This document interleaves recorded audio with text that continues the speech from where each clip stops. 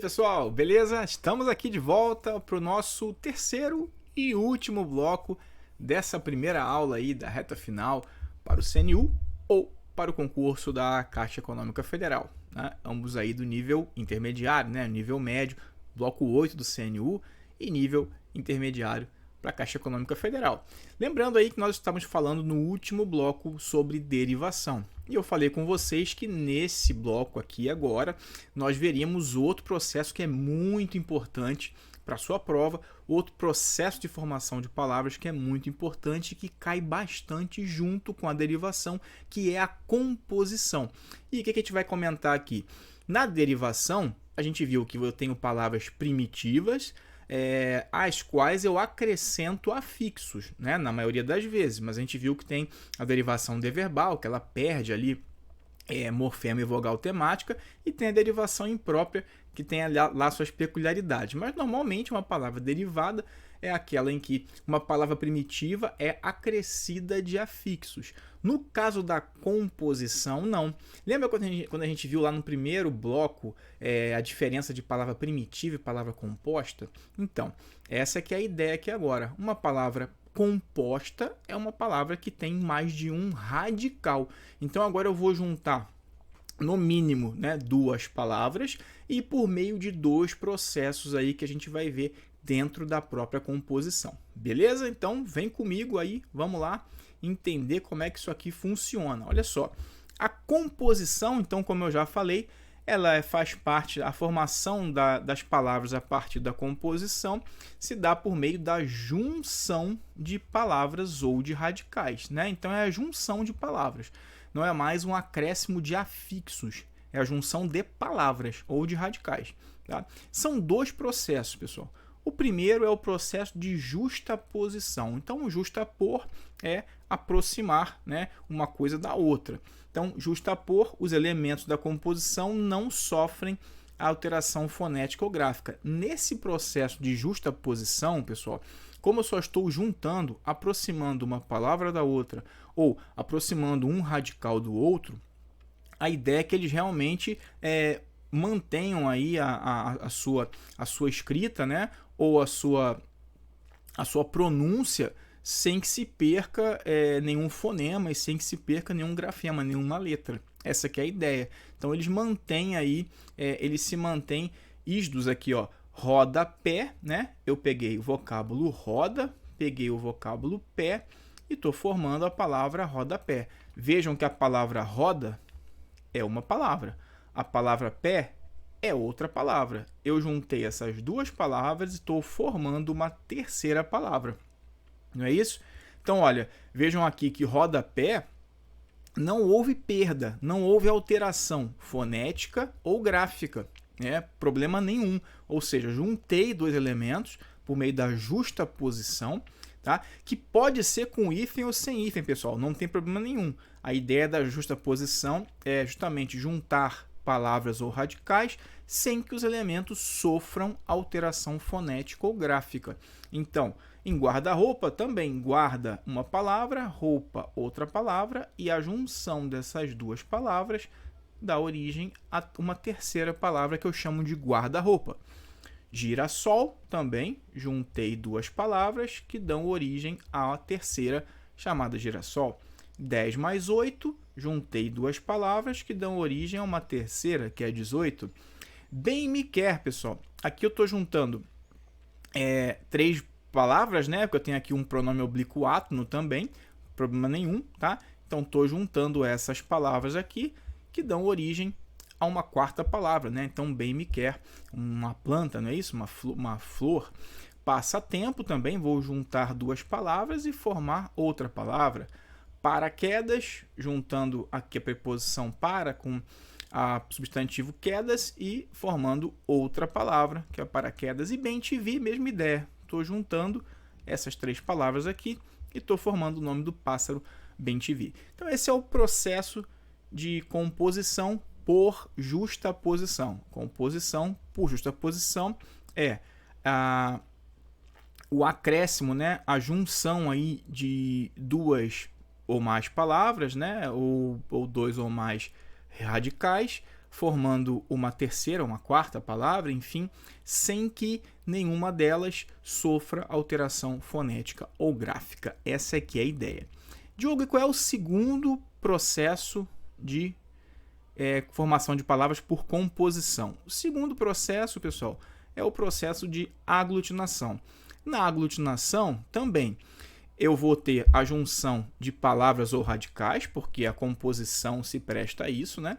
A junção de palavras ou radicais, então aqui não mudou nada. A diferença é que na aglutinação vai haver ali meio que uma fusão, né, de uma palavra na outra, havendo alteração de pelo menos um dos radicais.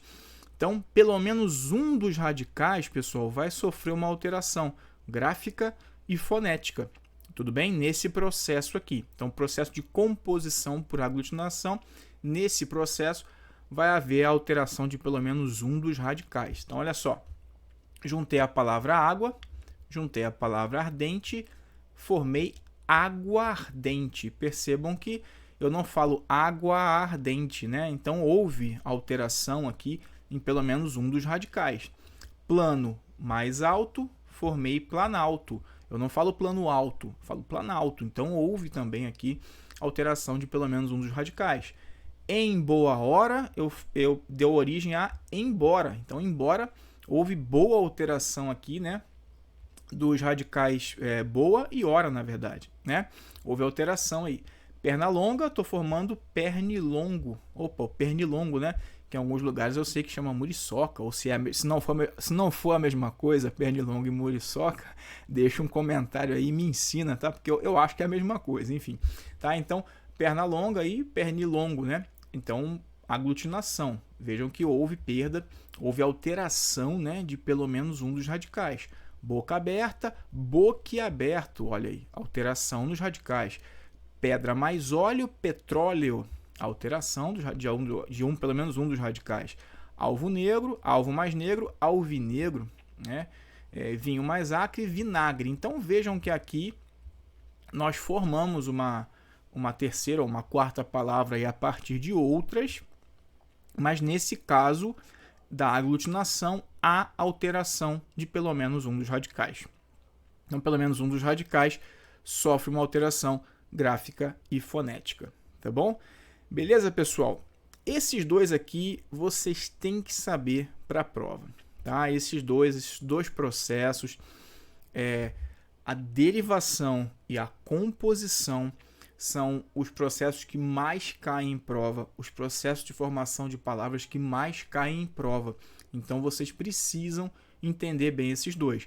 Não que os demais não sejam importantes, mas eles são menos comuns em prova. E nós vamos ver aqui no caso do hibridismo, por exemplo, que é muito difícil a gente saber na hora da prova se uma palavra é formada por meio do hibridismo. Então é interessante que nós saibamos bem a derivação e a composição, até para facilitar a marcação de um item ali, em que você de repente tenha que ir por exclusão, né? Caso a resposta seja uma palavra formada por hibridismo. De repente você não sabe, mas você sabe todas as demais processos de composição, de derivação, e aí você pode chegar à resposta por meio da exclusão. Então saibam bem esses dois aí que nós mostramos primeiro, derivação e composição. Beleza? Vamos lá então, seguir, vamos ver o que nós temos aí de outros processos, né? Quais outros processos nós temos, né? Outros processos de formação de palavras. E começamos aqui justamente pelo hibridismo. Olha como esse aqui é mais complicado nós sabermos na prova, pessoal, porque a gente precisaria conhecer elementos de formação pertencentes a línguas diferentes. Então, nós teríamos de conhecer muito bem radicais, né, que fazem parte de línguas diferentes. Então, a birro, que é do francês, né, mais crácia, que é do grego, aí formou burocracia, né? Aqui, pessoal, beleza, mas tem coisa que a gente não sabe aqui, ó, zincografia, zinco vem do alemão, grafia vem do grego, né? Mono é grego, cultura latim, monocultura, uma palavra formada por hibridismo. Auto é grego, móvel é latim, automóvel, hibridismo. Tele é grego, visão latim, televisão, hibridismo. Então vejam como aqui é mais complicado, né, de nós sabermos quando uma palavra é formada por hibridismo. Então é ideal que nós saibamos bem os processos de derivação e composição para que nós, pelo menos, tentemos aí, caso caia o hibridismo na prova, para que nós tentemos, nem que seja por eliminação, né, por exclusão, acertar essa questão que pode vir a acontecer, que pode vir a cair na prova de vocês. Tudo bem? Vamos lá. O segundo processo aí desses diferentes é a abreviação. Abreviação ou redução. O que acontece na abreviação, pessoal? A abreviação é a redução de um vocábulo. Olha só, você reduz o vocábulo, mas só que, olha isso aqui, até o limite que não cause dano à sua compreensão. Então você reduz o vocábulo de forma que ele continue tendo sentido, você continue compreendendo o que esse vocábulo quer dizer, tá? Ou de onde até ele vem, né? E ele não causa nenhum dano, nenhum problema à compreensão, tudo bem? Então, por exemplo, antigamente nós tínhamos ali o cinematógrafo, né? E aí, você quer ir comigo no cinematógrafo ver um filme, comer uma pipoca? Esse cinematógrafo, por abreviação ou redução, deu origem aí à palavra cinema, né? Que muita gente hoje, né, já chama o cinema de cine. Então, tudo isso aqui é o processo de abreviação ou redução. Vejam que a redução de cinematógrafo para cinema foi até um limite que não causa nenhum dano à compreensão da palavra, não é verdade? Assim como cinema para cine. Assim como pneumático para pneu. Vejam que a abreviação de pneumático para pneu não causou nenhum dano à compreensão da palavra. Militar para milico. João Pessoa, alô João Pessoa, pessoal de João Pessoa, um abraço, né? João Pessoa, Jampa, né? José, né, que nós chamamos muitos Josés por aí de Zé, ou seja, não causa nenhum problema à compreensão da palavra. Televisão, TV, né? Muitos de nós falamos TV. Motocicleta, pessoal, é muito difícil, né? Na língua oral é muito difícil nós escutarmos alguém falando: comprei uma motocicleta, comprei uma moto normalmente, né, que a gente fala.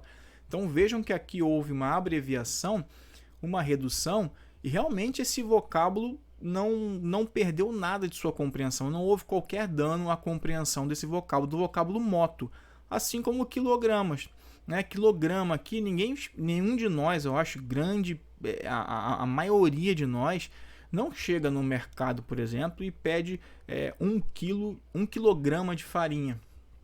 A gente fala quilo, né, normalmente. Tá? Então vejam que a redução aqui de quilograma para quilo também não causou nenhum dano à compreensão dessas palavras. Então esse aqui é o processo de abreviação ou redução. Beleza? Esse aqui é bem interessante, né? E nós usamos muito no dia a dia essas palavras reduzidas, né? Abreviadas. Vamos lá, próximo, onomatopeia. Onomatopeia a gente já viu na escola, né? Quando falamos lá de figuras de linguagem, né? Então onomatopeia eu posso chamar também, pessoal, de reduplicação, tá? Em alguns casos, tá? Então onomatopeia, em alguns casos, ela pode ser a reduplicação. Então a onomatopeia é a criação de palavras que reproduzem ruídos ou sons. Por exemplo, naquela música, era um garoto lá que, como eu, amava os Beatles, os Rolling Stones, para quem é um pouquinho mais velho, que é da banda Os Incríveis, depois os Engenheiros do Havaí regravaram. Lembrem que o refrão, ele fica imitando o som de uma metralhadora, né? Ratá. Então, quer dizer, esse ratá é uma onomatopeia. É um refrão por meio de uma onomatopeia, tá? Assim como que você fala, vou jogar ali um ping-pong. Ping-pong, na verdade, é uma onomatopeia. Ping-pong, você está reproduzindo o som que a bolinha faz na mesa, né? Assim como ploc, você reproduz o som, por exemplo, quando uma bola de chiclete explode, né? Assim como tic-tac, quando você fala tic-tac, você está reproduzindo o som do relógio. Ou quando você fala blá blá blá, né? Blá blá blá, ou seja, está reproduzindo ruído, né? Zum zum zum, não vem com esse zum zum zum, está reproduzindo ruídos, nheco-nheco, bang-bang. Agora também, vozes de animais, né, pessoal? Rugir, miar, latir, tá? Esses casos aí também podem cair como onomatopeia. Tranquilo? Maravilha? Então vamos lá. Tem mais jogo? Tem. Próximo caso aí, siglonimização ou sigla, né? Ou simplesmente sigla. Então, quando você cria uma sigla, também é um processo de formação de palavras. Também é um processo de formação de novas palavras, tá? Então, a sigla, o que é a sigla, né? Ou a siglonimização? Você vai utilizar letras iniciais de uma organização, entidade ou associação, né? Então, o que acontece aqui, ó? ONU, Organização das Nações Unidas, ou PIB, Produto Interno Bruto, Universidade de São Paulo, Petrobras, Petróleo Brasileiro, Partido dos Trabalhadores, né? CPMF. Pessoal, esse José aqui acabou ficando errado, né? Tava na outra tabela anterior aí e eu acabei largando esse José, tá? Então vamos colocar aqui uma outra... Peço perdão, né? José não é sigla, pô. Vamos colocar então aqui uma outra sigla que seja, sei lá, vamos colocar aqui PSDB, ó, partido político também, é uma sigla, beleza? Então o que acontece? As siglas, né? Geralmente o pessoal sempre pergunta as regras aqui de como é que escreve sigla. Então, geralmente, com 3 letras, pessoal, a gente escreve tudo em letra maiúscula. A partir de 3 letras, ou seja, de 4 letras, né? Da quarta letra, a gente costuma escrever corrido, né? Mas desde que você possa pronunciar essa sigla como se fosse um vocábulo. No caso de Petrobras, no caso de IBAMA, né? Eu consigo pronunciar essas siglas como se fossem umas palavras em si. Por exemplo, Secretaria de Políticas Penitenciárias, né? Secretaria de Políticas Penitenciárias, Senapen. Ou seja, eu consigo pronunciar essa sigla como se fosse uma palavra. IBAMA, Petrobras, eu consigo pronunciar como se fosse uma palavra. Agora, Diogo, por que então que CPMF, por exemplo, tem 4 letras e está tudo em maiúsculo? Por quê, pessoal? A partir da quarta letra, eu vou escrever todas as demais, a não ser a primeira, em letra minúscula. Mas quando eu falei aqui ainda há pouco, quando eu pronuncio como se fosse um vocábulo. Agora, se eu pronunciar uma letra isoladamente da outra, eu preciso também, não importa se vai ter mais de 3, mas aí eu mantenho essas letras maiúsculas, C, P, M, F.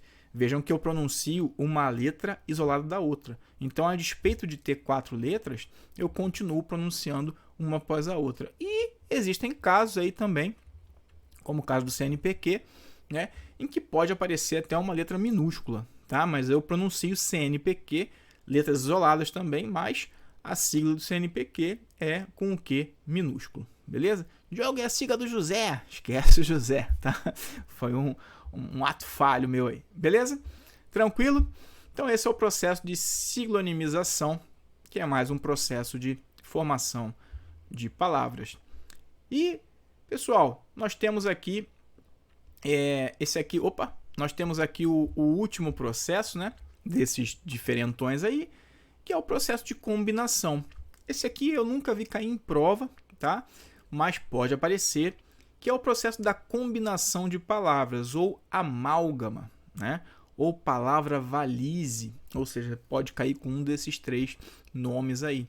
É aquele processo em que a gente usa muito no dia a dia, quando você fala assim, você tem filho? E alguém fala assim, tenho 2 aborrecentes, né? Ou quando você se refere a alguém que vai para algum país aqui da América do Sul e que não sabe falar espanhol e aí, caramba, ele passou vergonha, ele estava lá falando um portunhol. Então é nesses casos em que você cria uma nova palavra, né, a partir da junção de 2 outras palavras, né? E aí você faz isso por meio de um cruzamento lexical, ou seja, você cruza os sentidos, né, dessas palavras. Então, português mais espanhol, portunhol, show mais comício, um showmício, cão mais companheiro, campanheiro, né? Brasileiro mais paraguaio, brasiguaio, aborrecer mais adolescente, aborrecente. Então, essa que seria a ideia da combinação, do amálgama ou da palavra valise. Vejam que o segredo aqui, o pulo do gato é cruzamento lexical, ou seja, cruzar os sentidos, tá? Aí que você pega o processo de combinação. Maravilha, pessoal? Tranquilo? Então aqui a gente termina, né, a parte teórica da aula, e aí vamos fazer aqui 3 questões que, por incrível que pareça, vamos lá, deixa eu só voltar aqui. Diogo, 3 questões só? Pois é, vocês vão ver que eu fiz uma análise das últimas questões de formação, especificamente de formação de palavras da Sesgran Rio, e nós temos poucas questões, temos poucas ocorrências em prova, tá? Isso é um indício de que você não deve estudar isso para a prova? Não, mas é um indício de que pode ser que não caia, né?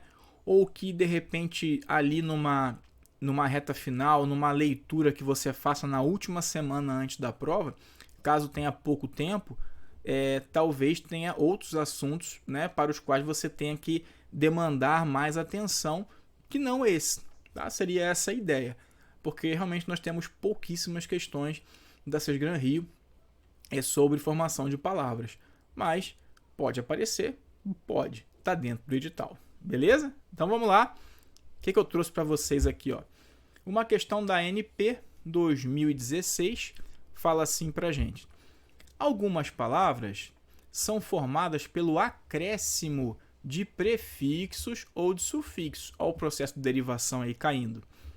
É o caso de contracultura, que é formada pela combinação entre o prefixo contra e a palavra cultura. Então aqui é um caso de derivação prefixal. Lembra que eu falei que são as que mais caem, derivação e composição? Então vamos lá ver o que a questão quer. O grupo que é formado por palavras em que contra é um prefixo que expressa sentido contrário Esse aqui é um jeito de... uma forma de cair questão de formação de palavras. Outra forma também, pessoal, é ele dar uma palavra para nós, por exemplo, uma palavra qualquer, e perguntar em qual item as duas palavras foram formadas pelo mesmo processo da palavra que está no comando da questão. Outra forma também é perguntar aquela que se difere, né, das demais. Então tem várias maneiras de cobrar. Esse aqui, na verdade, ele quer saber o grupo, né? Em qual grupo ambas foram formadas com um prefixo que expressa sentido contrário. Então vamos lá, pessoal. Contra-exemplo. Realmente, contra-exemplo é algo contrário ao exemplo. Estou dando um contra-exemplo, né? E contra-veneno também. Olha aí. Estou aplicando aqui um contra-veneno. Então, ambos, nesses dois casos aqui, eu tenho o prefixo contra, sim, com o sentido contrário. A minha resposta já é a letra A. Vamos analisar as demais? Contrátil. Pessoal, as bancas fazem muito isso, tá? Elas vão colocar palavras primitivas, ó. Vejam que contrátil, né, é uma palavra... esse contra que está aqui não é um prefixo, faz parte da palavra, não é isso? Faz parte da palavra contrair, contrátil, isso aí é o radical da palavra. Contração, contraído, contrair, contraía, olha aqui, isso é o radical da palavra, isso não é um prefixo, né? Então tudo que eu escrever com esse radical aqui, você vai entender que faz parte da família aí, né? São palavras cognatas ao verbo contrair, por exemplo. Então ali não tem prefixo nenhum, tá? Isso é muito comum de acontecer, tá, pessoal? Põe uma palavra às vezes ali primitiva, né? E aí diz para vocês que bota o radical, e aí diz um radical igual, né, a um prefixo, e diz para vocês que é uma palavra derivada. E não é, tá bom? Agora, contra-espionagem, sim. Contra-espionagem seria, sim, uma palavra em que é formada aí por derivação prefixal, porque eu tenho espionagem, né? e tenho contra-espionagem. Então, eu tenho aqui uma palavra derivada por prefixação. Então, o contra aqui realmente expressa um sentido contrário. Vamos lá. Contrassenha. Contrassenha, pessoal, aqui eu também tenho o prefixo contra, tá? Eu tenho senha e contrassenha. Embora eu não ache que contra aqui tenha um sentido de oposição, de sentido contrário. Para mim, o contra aqui em contrassenha tem mais um sentido de em troca de, mediante, né? Porque um banco, algum aplicativo te pede a senha, né? E você coloca os números ali como uma contrassenha. Então, esse contra é mais uma ideia de em troca de, tá? Não teria ideia de sentido contrário. De qualquer forma, a gente mata por aqui, ó. Pessoal, contratual é uma palavra que não tá... Esse contra ali do contratual não é um prefixo. É o radical da palavra, né? Então, contratual é uma palavra que vem de contrato, né? É uma palavra originada. Então, na verdade, ela tem uma derivação sufixal, né? Aqui, ó. Vem de contrato, estou colocando aí um sufixo. Mas vamos lá, esse contrate aqui, né? Contratação, contratar. Isso aqui é o radical, pessoal, da palavra, né? Contratação, contratar, contratado, contrataria. Se nós contratássemos, vejam que esse radical permanece aí em várias palavras cognatas que eu estou formando aqui, apresentando para vocês. Então, ali não tem um prefixo contra. Vamos lá. Contratura, mesma coisa, pessoal. Né? Contratura é uma palavra primitiva. É contratura. Então, esse contra faz parte da palavra, tá? Então, contratura não tem o prefixo ali, tá? Então, a não ser que eu usasse por exemplo, uma bandagem contra a contratura. Esse primeiro contra seria o meu prefixo, né? Mas não é o caso aqui, tá? Agora, contraversão, sim. Eu tenho a versão e contraversão. Aqui eu tenho, sim, um prefixo que expressa sentido contrário. Então, esse aqui estaria dentro, né? Assim, mas contratura não. Mesma coisa é contração, pessoal. Pô, contração não dá, né? Contração é uma palavra aí ligada ao verbo contrair, né? Então, na verdade, não tem nada a ver, né? Contração faz parte do mesmo grupo, é uma palavra cognata de contrátil, né? Assim como contrato é uma palavra cognata contratual. Contrato é primitiva, que pode dar origem a contratual, mas vejam que esse contra, que está em contrato, é o radical da palavra, né? Assim como contração, essa palavra contração aqui também, nesse contra na palavra contração, isso não é um prefixo, né? Isso faz parte da palavra, é o radical da palavra, tá? Contrair, contração, contraído, contraía, né? Contrair a minha perna. Então, realmente, o exemplo, a resposta aqui é a letra A, tá? Essa aqui é uma maneira diferente, né, de cair questão de formação de palavras, mas é fundamental que vocês façam o seguinte: tentem analisar, pessoal, quando for ver uma questão como essa primeira, tentem ver se vocês conseguem retirar o contra. Porque, olha só, eu consigo retirar o contra de contração? Não.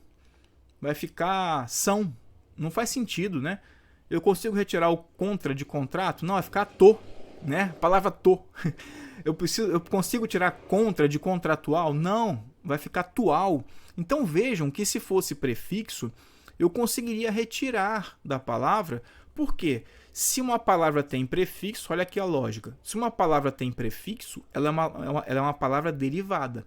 E se ela é uma palavra derivada, é porque ela derivou de outra. Então, isso é sinal de que se eu retirar o prefixo, eu consigo chegar novamente à palavra que derivou essa suposta palavra que está derivada por prefixação, por derivação prefixal, né? Ou seja, eu estou retirando o prefixo de uma palavra, como é o caso aqui, contra-espionagem. Eu vou retirar o prefixo contra e eu volto à palavra espionagem. Em contrassenha, eu vou retirar o prefixo contra e volto à palavra senha.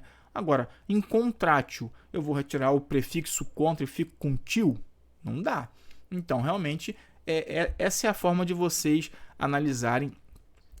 Outra maneira de analisar na prova para facilitar na hora da resolução, beleza? Acho que isso fica mais tranquilo para vocês tentarem garantir o ponto na hora de resolver as questões. Vamos lá, questão número 2. Olha só, hein? Questão da Petrobras 2014. A palavra picaretaço é formada por... Pessoal, eu tenho o adjetivo ou substantivo, né? Depende se eu falo que alguém é picareta, picareta é um adjetivo. Se eu falo que eu peguei a picareta, né, para abrir alguma coisa, picareta é substantivo. Eu tenho a palavra picareta, não é isso? Picareta aqui é uma palavra primitiva. E aí eu estou colocando um sufixo, ó. Nossa, ele não é um picareta, não, ele é um picaretaço, né? Estou colocando um sufixo aqui, né, para dar uma ênfase, ou seja, coloquei um sufixo aí com uma ideia de ênfase. Então, veja bem, se eu tenho sufixo, pessoal, eu não posso ter aglutinação nem justaposição, porque aglutinação e justaposição fazem parte do processo de formação de palavras conhecido como composição. Quando eu falo em sufixo, em prefixo, eu falo de palavras derivadas, então só poderia estar numa dessas três aqui. Prefixal não pode ser. Para síntese, teria que ter um sufixo e um prefixo aqui funcionando juntos, né? Não é o caso. Então, o caso aqui é de derivação sufixal, beleza? Esse aqui é uma das formas que mais aparece em prova, tá? Esse tipo de questão é a forma que mais aparece em prova, tá? Então, o que eu tinha falado com vocês? Quais são as que mais caem? Composição e derivação. Olha aqui, ó, 2 de composição e 3 de derivação. Ou seja, geralmente são as que mais caem mesmo, tá? O processo de formação de palavras por derivação e por composição são os que despencam em prova. E por último, vamos lá, questão mais antiga, mas tudo bem, né? Aqui não houve mudança de nada, né? Não é prova, não é legislação, né, que está desatualizado, então faz parte aqui pode cair na sua prova.